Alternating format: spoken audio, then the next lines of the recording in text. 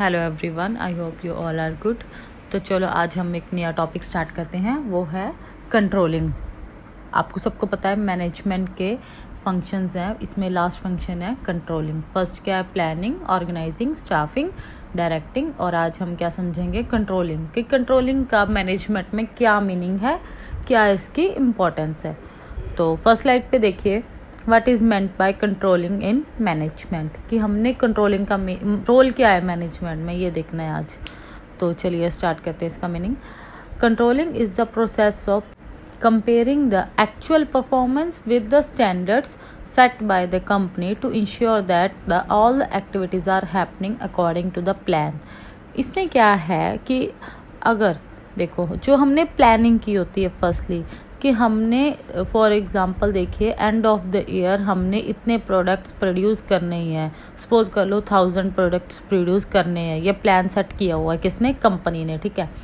और आप उसमें and of the year company को प्रोड्यूस करके दे रहे हो 950 प्रोडक्ट्स, ठीक है। तो ये क्या हो गया? आपकी एक्चुअल परफॉर्मेंस क्या आई? 950 की। और आपको जो स्टैंडर्ड उन्होंने सेट करके दिया था कि हमें प्लान परफॉर्मेंस कितनी चाहिए? 1000 की। तो जो आपका 50 का आया वो क्या आया? डेविएशंस। नेक्स्ट लाइन में देखिए क्या लिखा है, happening according to the plan and if deviations are found. Deviations इसको बोलते हैं जो बदलाव आता है ना प्लान में और जो आपकी एक्चुअल परफॉर्मेंस होती है उसमें, the corrective action needs to be taken. अब इसमें क्या होता है, जो डेविएशंस होते हैं वो क्या होते हैं ना, हम इसको प्लानिंग मैनेजमेंट में कम कर सकते हैं, ठीक है। इसको ख़त्म नहीं कर सकते। अगर आप सपोज करो आपको 1000 बोला था, आपने 950 बना के दिए। अगर हम इसमें कंट्रोलिंग प्रोसेस के थ्रू हम फाइंड आउट करेंगे कि हाँ भाई इसमें कहाँ पे प्रॉब्लम रह गई, रॉ मटेरियल कम था या फिर लेबर कम थी, ये कुछ कम था, कुछ भी था, वो हम कंट्रोलिंग के हेल्प से फाइंड आउट करेंगे। फिर उसको हम नेक्स्ट जब हम अगला प्रोसेस करेंगे, अगला ऑर्डर देंगे, तो उसमें हम उसको क्या करेंगे, 950 के बजाय हमारा 980 हो जाएगा, क्योंकि हमें डेविएशन उसमें फाइंड आउट हो जाएगा कि इसमें रीज़न क्या था, कि हमने किस रीज़न की वजह से हमारा जो गोल है वो अचीव नहीं हो सका, ठीक है। हमने 1000 प्रोडक्ट प्रोड्यूस करने थे तो हमारे क्यों नहीं हो सके, वो किससे हम पता लगा सकते हैं? कंट्रोलिंग के हमसे। क्योंकि कंट्रोलिंग में हम क्या करते हैं, जो अपनी एक्चुअल परफॉर्मेंस होती है कंपनी की और जो हमने सेट स्टैंडर्ड्स किए होते हैं उसमें देखते हैं कि हमारे कमी पेशी कहाँ पे रह गई, ठीक है, हमारे कहाँ पे कमी है, हम उसको पूरा कर सके। तो ये होता है आपका कंट्रोलिंग, ठीक है। इसमें मैंने आपको बताया कि हम इसमें जो डेविएशंस होते हैं, जो बदलाव आते हैं, उसको हम प्रिवेंट नहीं कर सकते, बट हम उसको क्या कर सकते हैं? मिनिमाइज कर सकते हैं। कैसे? हम टेकिंग एक्शंस ले सकते हैं, डिसीजन ले सकते हैं, कि ताकि हम जो उसको रीअकरेंस को क्या कर सके, रिड्यूस कर सके। हम वो डिसीजन लेंगे जिससे हमारा नेक्स्ट टाइम ये फॉल्ट ना हो सके। तो ये किसकी हेल्प से होता है? कंट्रोलिंग की हेल्प से। किसमें? मैनेजमेंट में, ठीक है। तो ये रोल था कंट्रोलिंग का इन मैनेजमेंट। अब नेक्स्ट देखिए, नेक्स्ट स्लाइड पे क्या लिखा है। अब इसमें हम देखेंगे डेफिनेशन क्या है कंट्रोलिंग की। इसमें क्या है, controlling is the process of monitoring and adjusting organisational activities. Means कि इसमें ये प्रोसेस है कि मॉनिटर करना, एडजस्ट करना ऑर्गेनाइजेशनल एक्टिविटीज़ को, to ensure they are being accomplished as a plan. कि हमारा जो काम है ना, जो हमारा जो प्रॉपर है, उसको हम एज अ प्लान जो हमने सेट कर रखे हैं उसके अकॉर्डिंग ही हो, ठीक है। इसमें हमने ये देखना होता है किसमें? कंट्रोलिंग में। ये थी आपकी डेफिनेशन। अब फर्स्ट पॉइंट देखिए क्या है, नेक्स्ट स्लाइड पे टर्न कीजिएगा, उस पे है इम्पोर्टेंस ऑफ कंट्रोलिंग। अब हम इसकी कंट्रोलिंग की किसमें, मैनेजमेंट में इम्पोर्टेंस को समझेंगे, ठीक है। Accomplish organisational goals. अब इसमें क्या होता है, देखिए लिखा है सामने, कंट्रोलिंग हेल्प्स इन। इसमें क्या हेल्प करता है वो, इसमें हम देखते हैं, मेज़र करते हैं प्रोग्रेस टुवर्ड्स द गोल, कि हमारी कितनी, जो हमारे गोल्स हमने सेट कर रखे हैं उसके रिगार्डिंग कितनी प्रोग्रेस हो भी रही है कि नहीं हो रही है, ठीक है। इसमें हम अपने गोल्स को सेट करते हैं। फाइंड द डेविएशन, जो हमारे डेविएशन, यानी मैंने पीछे बताया आपको मीनिंग में, जो हमारे डेविएशंस होते हैं उनको फाइंड आउट करते हैं, है ना। तो if any and taking the necessary corrective action like a traffic signal, controlling guides. अगर कोई भी एक्शन लेने की ज़रूरत होती है तो हम वहाँ पे स्ट्रिक्ट एक्शन लेते हैं कि हमने ये प्लान चेंज करना है। Controlling guides organisation and keep it the right track so that organisational goal are achieve. अगर जो कंट्रोलिंग का प्रोसेस है कि वो उसको राइट ट्रैक पे लेके आए और उसको जो ऑर्गेनाइजेशनल के गोल है वो अचीव हो सके। जैसे मैंने आपको पीछे भी बताया था एग्जांपल देके, कि नेक्स्ट ईयर अगर हम उसमें फाइंड आउट कर लेंगे तो नेक्स्ट ईयर हमें क्या मिलेगा, हेल्प मिलेगा और हम अपने गोल को क्या करेंगे, अचीव करेंगे। नेक्स्ट वन है आपका एफिशिएंट यूज़ ऑफ रिसोर्सेज। इसमें क्या होता है, हमने जो हमारे प्रॉपर रिसोर्सेज होते हैं उसकी क्या होते हैं, यूज़ होता है किसकी हेल्प से, कंट्रोलिंग की हेल्प से। कंट्रोलिंग हेल्प करता है कि हमारा जो रिसोर्सेज है उसका प्रॉपर यूटिलाइजेशन हो सके, उसकी वेस्टेज ना हो सके। ठीक है, मैंने पूरा अगर डिस्क्राइब किया है देख लीजिएगा। इसमें हम यही वैसे ध्यान रखते हैं प्रॉपर कि उसको रिसोर्सेज की एलोकेशन हो सके और वेस्टेज ना हो सके। ये किसकी हेल्प से होता है, कंट्रोलिंग की हेल्प से।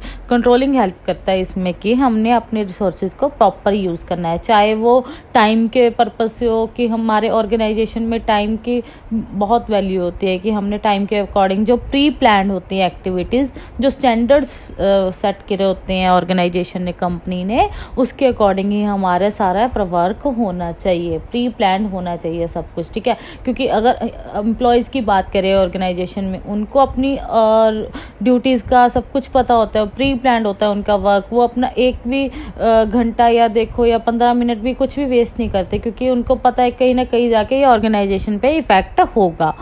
तो इसमें क्या होता है, कंट्रोलिंग में सेकंड पॉइंट है कि ये हमारा क्या करता है, making efficient use of resources, कि हमने जो रिसोर्सेज होता है उसका वो प्रॉपर यूज़ होता है।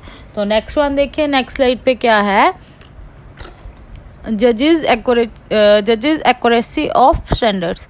इसमें क्या है, the management will be able to verify whether the standard set by the organisation are accurate. अब देखिए इसमें क्या बोला है इन्होंने, थर्ड पॉइंट है इसका इम्पोर्टेंस का, कि हमने जो स्टैंडर्ड सेट करे होते हैं कंपनी ने वो एक्यूरेट है भी नहीं, ये कंट्रोलिंग उसमें हेल्प करता है। फॉर एग्जांपल ले लीजिए, अगर आपकी company 1000 cars per year produce कर रही है, ठीक है, और आपकी ऑर्गेनाइजेशन ने, कंपनी ने स्टैंडर्ड सेट कर रखा है 2000 का, but it is the not possible, क्योंकि आपकी जो पर ईयर प्रोडक्शन है वो 1000 कार्स की है। ठीक है, तो ये क्या हो गया इसमें कि हमने जो एक्यूरेट स्टैंडर्ड सेट नहीं किया था। और ये किससे हम पता लगा सकते हैं, कंट्रोलिंग की हेल्प से। यही इन्होंने बोला है कि हमने जो एक्यूरेसी ऑफ स्टैंडर्ड है इससे कंट्रोलिंग हेल्प करेगा फाइंड आउट करने में कि हमने जो स्टैंडर्ड सेट कर रखे हैं वो सही भी है, हमारे कंपनी के अकॉर्डिंग वो पूरा कर भी पाएंगे कि नहीं। According to the changes in the environment, the standards can be reviewed and revised by exercising control. Means कि इसमें भी हम changes according to the environment की जैसी मार्केटिंग होगी उसके अकॉर्डिंग भी हो सकते हैं, स्टैंडर्ड चेंज भी हो सकते हैं। ठीक है, तो इसमें ये था कि हमने जो अपने स्टैंडर्ड है उसकी हम एक्यूरेसी फाइंड आउट कर सकते हैं with the help of controlling. The next one देखिए, एम्प्लॉय मोटिवेशन। इसमें क्या है, when standards are set by the organisation, जब ऑर्गेनाइजेशन स्टैंडर्ड सेट कर लेती है, ठीक है, employees will know beforehand as to what is expected from them and platform accordingly. Based on their performance they will be appraised. When control is practiced to check the task, the performance will be better and so will be appraisal in return motivate them. अब इसमें क्या है employ motivation में, कि जो हमने standard set कर रखे होते हैं, एम्प्लॉयज़ क्या होते हैं कि उसके अकॉर्डिंग ही काम करते हैं, वो मोटिवेट रहते हैं कि अगर हमने हमारी कंपनी जो स्टैंडर्ड सेट किया है कि पर डे इतनी प्रोडक्शन होनी चाहिए, तो वो मोटिवेट रहते हैं अपने वर्क के लिए, कि इन विच रिटर्न उनको क्या मोटिवेट द एम्प्लॉयज़ भी अप्राइजल मिलता है उनको अगर वो अपनी परफॉर्मेंस बेटर करते हैं। ठीक है, तो ये किससे हेल्प होता है, when the control is practised. Means कि अगर कंट्रोलिंग अच्छे से होगी मैनेजमेंट में तो वो क्या कर सकेंगे, अपने टारगेट्स को भी अचीव कर सकेंगे और जो अपनी पर डे वर्क होता है उसको भी फुलफिल कर पाएंगे। ठीक है, तो इसमें क्या होता है, एम्प्लॉयज़ को मोटिवेशन मिलती है अगर स्टैंडर्ड्स आपके एक्यूरेट हों। तो पिछले हमने पॉइंट में क्लियर किया था कि हमने स्टैंडर्ड्स एक्यूरेट चाहिए ही चाहिए, किसमें, कंट्रोलिंग में। द नेक्स्ट देखिए, ensuring order and discipline. Controlling keeps a close check on the employees' activities and ensure that the activities are performed honestly.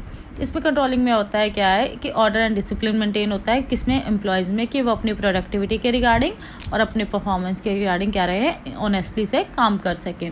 क्या होता है इसमें, ये ऑर्गेनाइजेशन में डिसिप्लिन और ऑर्डर मेंटेन कर के रखते हैं, किसकी हेल्प से, कंट्रोलिंग की हेल्प से इन मैनेजमेंट।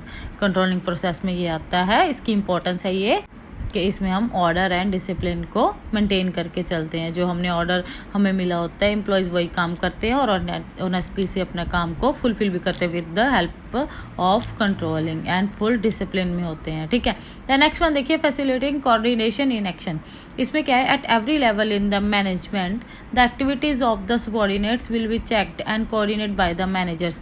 अब जो सबॉर्डिनेट्स होते हैं, जो एम्प्लॉयज होते हैं, उनकी एक्टिविटीज़ को चेक किया जाता है और कोऑर्डिनेट किसके हेल्प से की जाता है, मैनेजर्स क्या कहते हैं उसको, कंट्रोलिंग प्रोसेस में क्या करते हैं, कोऑर्डिनेट करते हैं, which leads towards the accomplished goal. अब इसमें एंड ऑफ द डे हर ऑर्गेनाइजेशन कंपनी का मेन मोटिव क्या होता है कि अपने जो गोल्स होते हैं, जो टारगेट्स होते हैं, उनको क्या करना है, अचीव करना है। और ये किसकी हेल्प से होता है, कंट्रोलिंग की हेल्प से। कंट्रोलिंग अच्छी होगी तो हमारे जो टारगेट्स होंगे वो अचीव हो सकेंगे और कंपनी को क्या होगा, प्रॉफिट होगा, ठीक है।